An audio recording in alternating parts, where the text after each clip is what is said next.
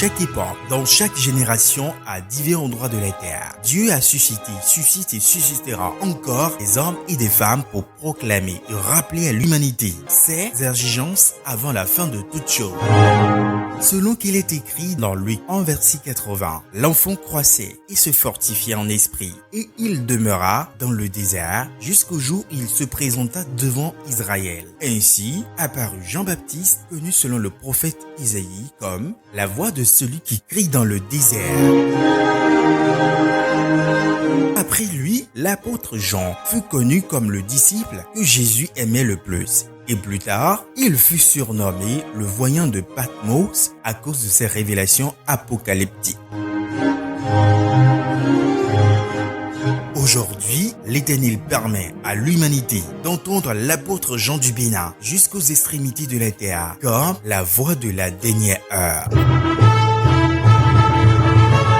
La voix que tu vas entendre N'est pas la voix d'un animateur des radios et télévisions. La voix que tu vas entendre n'est pas la voix d'un influenceur des réseaux sociaux. La voix que tu vas entendre N'est pas la voix d'un agitateur de foule. La voix que tu vas entendre n'est pas la voix d'un fanatique religieux. La voix que tu vas entendre C'est la voix qui te parle de la dernière heure.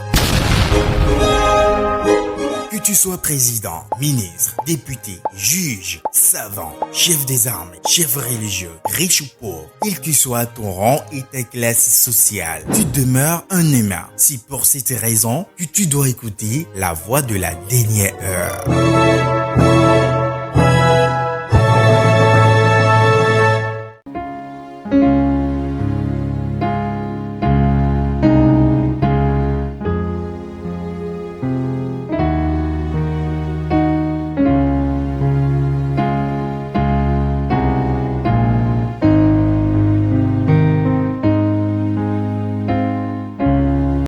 Ne l'oubliez jamais. Je dis bien, ne l'oubliez jamais.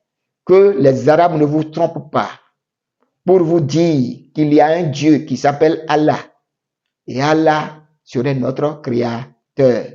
Nous venons de lire le Coran à la lumière de la science. Nous venons de lire la Bible pour voir entre l'Éternel de la Bible, le Dieu d'Abraham, d'Isaac et Jacob, que nous appelions notre unique créateur avant l'arrivée de Mahomet, et Allah du Coran, pour voir celui qui est le vrai créateur.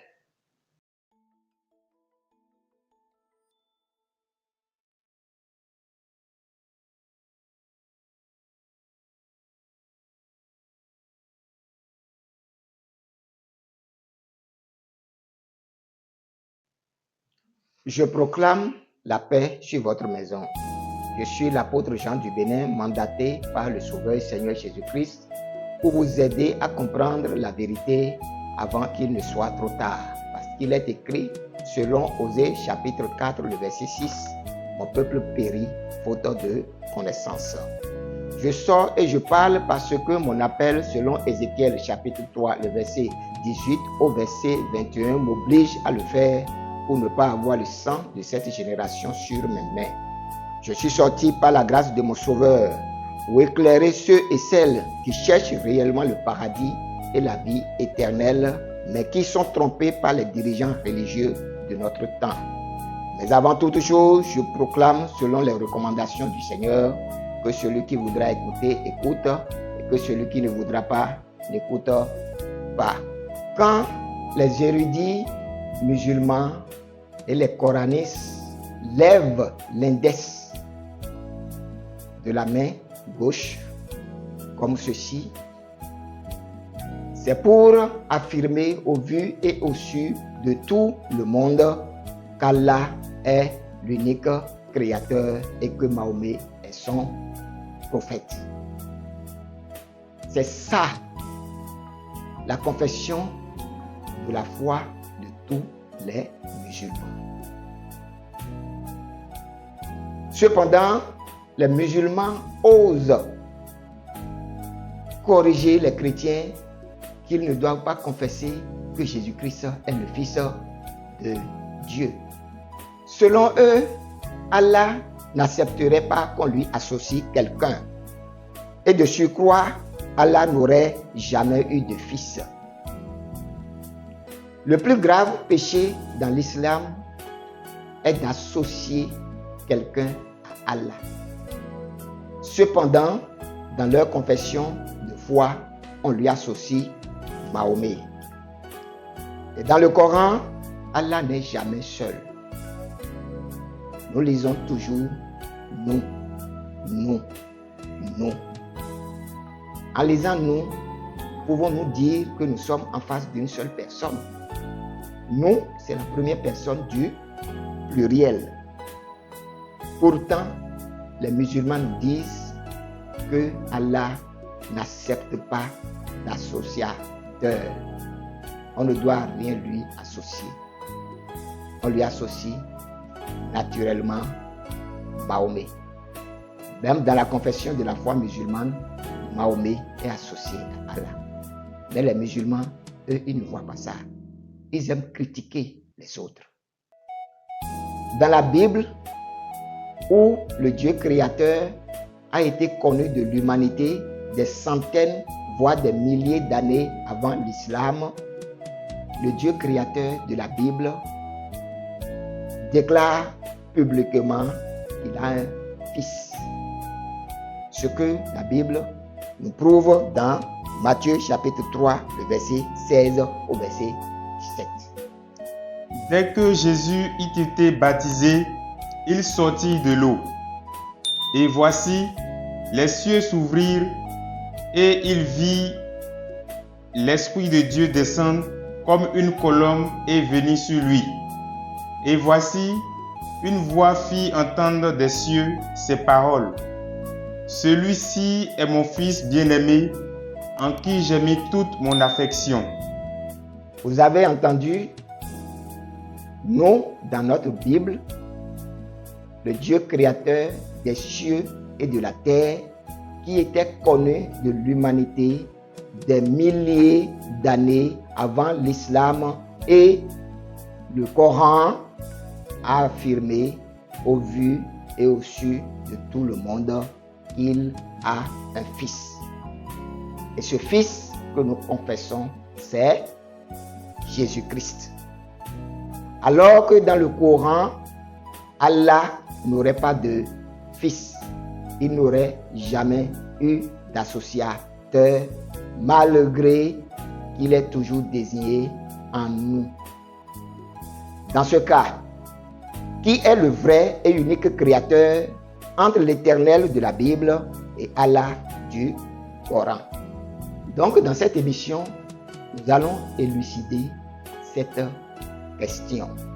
Comme les musulmans exigent que nous reconnaissions Allah du Coran comme l'unique créateur, nous allons commencer par lire dans leur propre Coran, dans la sourate chapitre 23, le verset 12 au verset 14. Nous avons certes créé l'homme d'un extrait d'argile, puis nous en fîmes une goutte de sperme dans un réservoir solide. Ensuite, nous avons fait du sperme une adhérence, et de l'adhérence, nous avons créé un embryon. Puis, de cet embryon, nous avons créé des os, et nous avons revêtu les os de chair. Ensuite, nous l'avons transformé en une toute autre création. Gloire à Allah, le meilleur des créateurs. Dans ce passage que nous venons de lire dans le Coran, c'est-à-dire la sourate 23, le verset 12 au verset 14, nous allons nuancer deux choses, pour ne pas dire trois. D'abord, il se trouve qu'Allah crée l'homme à partir d'une adhérence. Allah a bien déclaré, nous avons fait du sperme une adhérence. Et de l'adhérence, nous avons créé un embryon. Puis, de cet embryon, nous avons créé des os et nous avons revêtu les os de chair. Chers musulmans d'Afrique, est-ce que cette théorie de former uniquement l'embryon avec les spermatozoïdes est vraie? Le simple fait qu'Allah ignore que l'embryon est le fruit de la fusion d'un ovule et d'un ou plusieurs spermatozoïdes est une preuve qu'il ne maîtrise pas le processus de la conception de la vie. De plus, il affirme que les os apparaissent avant la chair, ce qui est l'inverse. Scientifiquement, tout le monde peut démontrer A plus B que notre Créateur dont parlent les musulmans ne maîtrise pas la notion basique de la conception de la vie. Dans ce cas, est-ce que nous pouvons continuer d'affirmer qu'Allah est l'unique créateur? Voyons ce que la Bible nous dit au sujet de la création de l'homme. Dans le livre de la Genèse, chapitre 2, le verset 7. L'Éternel Dieu forma l'homme de la poussière de la terre. Il souffla dans ses narines un souffle de vie, et l'homme devint un être vivant. Vous avez entendu comment Dieu a créé le premier homme, Adam? Il a créé l'homme de la terre. Il a soufflé en lui le souffle de vie. Humainement parlant, on nous dit dans ce même livre de la Genèse que Dieu a créé un homme et une femme afin que les deux procréent. Et pour qu'il y ait procréation, l'ovule est chez la femme et les spermatozoïdes sont chez l'homme. Et c'est la fusion de l'ovule d'un ou plusieurs spermatozoïdes qui nous permet d'avoir un embryon. Scientifiquement, tout le monde connaît ces faits, mais Allah nous dit le contraire. Et j'ai posé la question de savoir, est-ce que nous pouvons continuer d'appeler Allah l'unique créateur? D'autant plus que le Coran même dit qu'il est le meilleur des créateurs.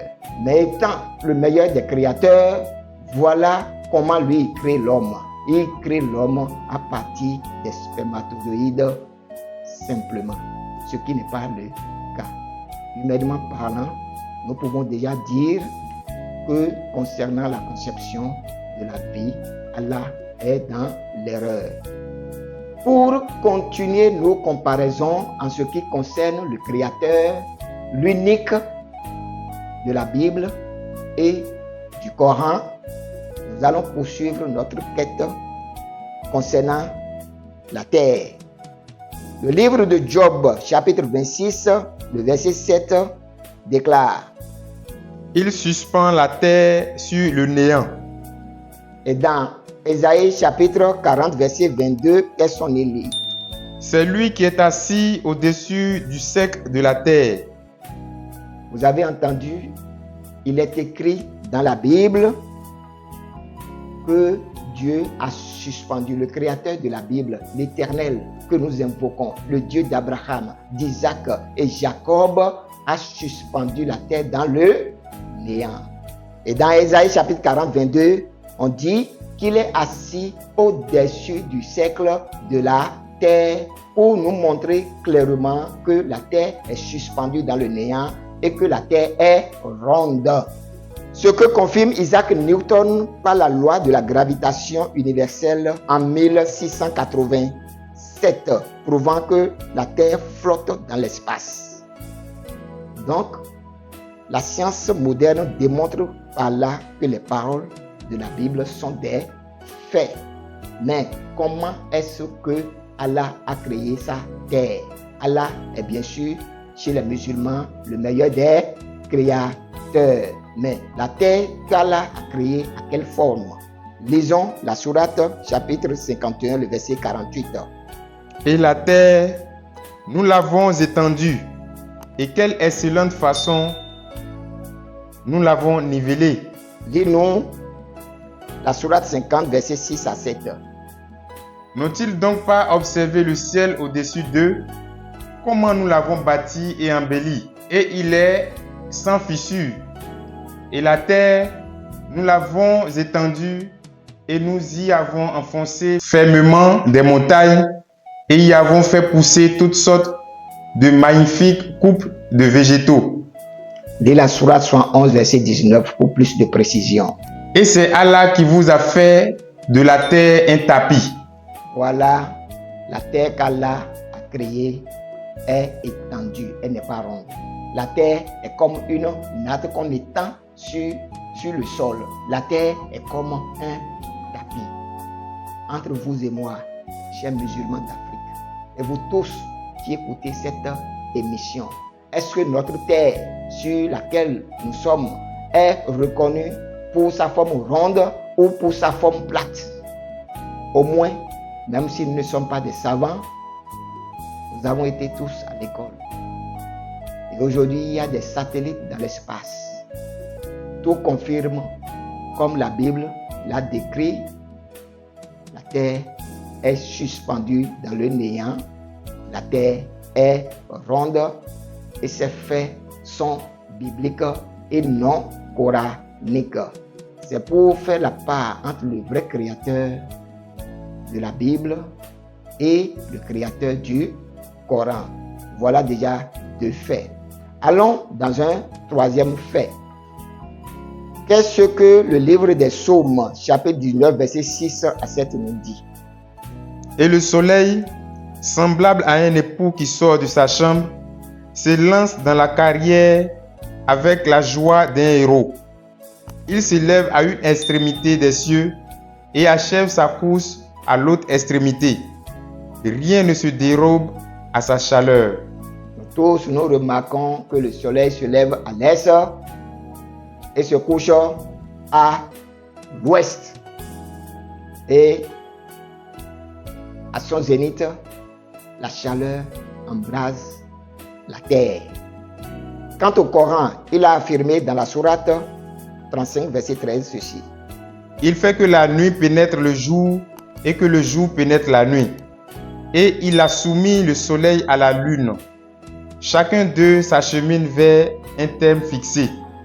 Nous pouvons lire aussi la sourate 18, verset 86.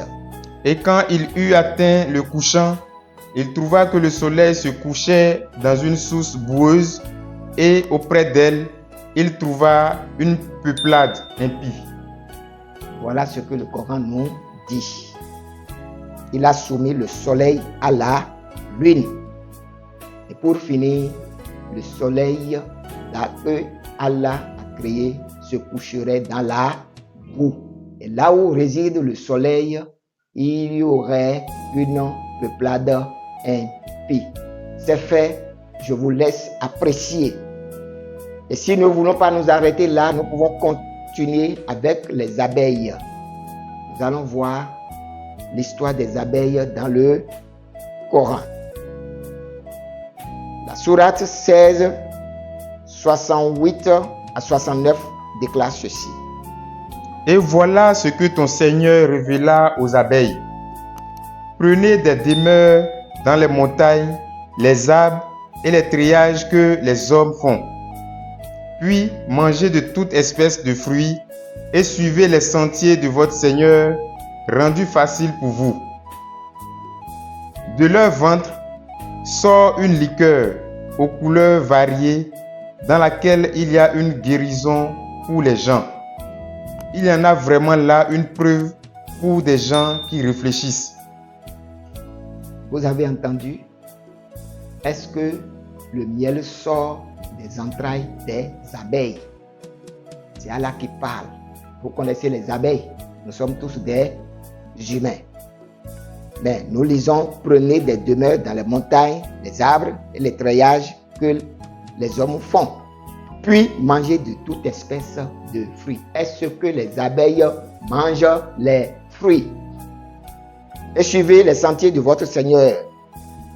Et on peut voir vers la fin ceci, de leur ventre sort une liqueur aux couleurs variées dans laquelle il y a une guérison pour les gens bien. Est-ce que le miel sort du ventre des abeilles? C'est une question, moi je vous pose. Chers musulmans d'Afrique et d'ailleurs, est-ce que le miel que nous consommons, ce miel sort du ventre des abeilles? Est-ce que les abeilles se nourrissent de fruits? C'est une question que je vous pose. À cette question, vous aussi allez chercher des réponses. Je ne vais pas vous donner la réponse. Mais déjà, à partir de ce que nous venons de dire et certaines preuves que nous venons d'apporter, nous pouvons déjà tirer la conclusion entre le créateur de la Bible et le créateur du Coran. C'est à vous de départager le Dieu créateur de la Bible et le Dieu créateur de votre Coran. Les faits nous prouvent en conclusion que le Dieu créateur de la Bible est le véridique. C'est lui qui est l'unique et non Allah. Parce que nous avons vu la création d'Allah. Allah que vous appelez l'unique créateur, il est dit dans le Coran qu'il est le meilleur des créateurs. Donc le Coran même lui dénie le titre de l'unique créateur d'abord. Mais quand on sonde les faits pour voir si réellement la notion de la conception de la vie vient réellement d'Allah, nous nous trouvons dans une situation un peu confuse. Nous avons déjà lu les textes, je ne reviens pas dessus. Mais pour finir, nous allons lire encore un autre verset pour vous montrer encore une autre facette d'Allah, le Dieu du Coran, dans la sourate 85, verset 12 au verset 13. La riposte de ton Seigneur est redoutable. C'est lui certes qui commence la création et la refait. Vous avez entendu? Il y avait un créateur, le créateur de la Bible. Le créateur de la Bible qui a reconnu qu'il a un fils, Jésus-Christ, que nous confessons et professons. Mais quand Allah est venu, des milliers d'années après, avec Mahomet, on nous dit qu'Allah serait devenu l'unique créateur, que l'humanité doit croire que Allah de Mahomet est l'unique créateur. Et si nous allons dans les faits, nous voyons par rapport à la création ce que Allah a fait. Nous avons vu la création d'Allah. Et pour finir, on dit, la riposte de ton Seigneur est redoutable. C'est lui, certes, qui commence la création et la refait. Donc cela sous-entend que quelqu'un d'autre a déjà fait sa création. Et lui, il a voulu refaire la création. Mais, je pose une question aux musulmans. À votre avis, Allah contre-attaque qui pour refaire la création? Autrement dit, il réplique à qui pour vouloir sa propre création? Dans sa riposte redoutable, avez-vous vu ce qu'il a créé de nouveau en dehors de ce qui existait? Est-ce que, au vu de tout ce que nous venons de démontrer par rapport à sa création, est-ce que nous pouvons toujours continuer d'appeler Allah notre unique créateur? Est-ce qu'il mérite le titre de créateur? Vous, musulmans d'Afrique, j'en appelle à votre bon sens et au discernement, afin que vous preniez la décision qui sera salutaire pour vous. Ne soyez pas bornés. Ne revendiquez pas l'héritage des meurtriers, de ceux qui tuent, qui ont tué et qui continueront à tuer au nom d'Allah. Sinon, au jour du jugement, il est clairement écrit que les meurtriers n'iront pas dans le royaume de Dieu. Les meurtriers, ils n'iront pas dans le royaume de Dieu. Jésus-Christ revient et il vient en juge. Et pour juger, il tiendra compte des normes préétablies qui étaient la loi divine que nous lisons déjà tous dans la Bible. Il n'y aura pas une autre loi qui serait inventée. Jésus n'apparaît pas dans le Coran. C'est dans la Bible qu'on lit l'histoire de Jésus en vrai. Et cela était depuis des centaines d'années avant que l'islam n'arrive dans ce bas monde avec le Coran et Mahomet. Ne l'oubliez jamais. Je dis bien, ne l'oubliez jamais. Que les Arabes ne vous trompent pas pour vous dire qu'il y a un Dieu qui s'appelle Allah. Et Allah serait notre créateur. Nous venons de lire le Coran à la lumière de la science. Nous venons de lire la Bible pour voir entre l'Éternel de la Bible, le Dieu d'Abraham, d'Isaac et Jacob, que nous appelions notre unique créateur avant l'arrivée de Mahomet, et Allah du Coran, pour voir celui qui est le vrai créateur. La science nous donne raison par rapport à la Bible. Et avec nos petites connaissances que nous avons de la nature et de tout ce qui reste, nous ne voyons pas de la vérité dans ce que Allah dit ou de ce que Mahomet dit dans le Coran au sujet de la création. Que celui qui voudra écouter, écoute, et que celui qui ne voudra pas, n'écoute pas.